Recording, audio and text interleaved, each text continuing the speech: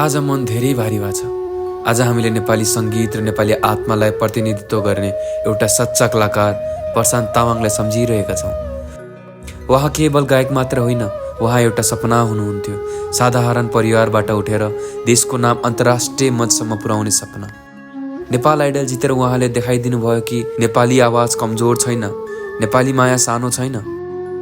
उहाँका गीतहरूमा माया थियो, पीडा थियो र एउटा इमान्दार आत्मा बोल्थ्यो।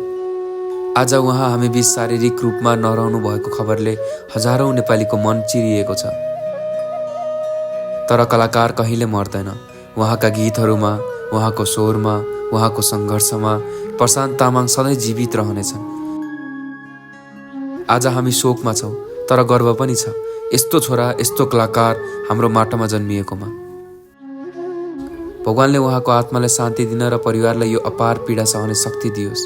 Rest in piece Prashant Tamang, तपाईँ सधैँ हाम्रो मुटुमा रहनुहुनेछ।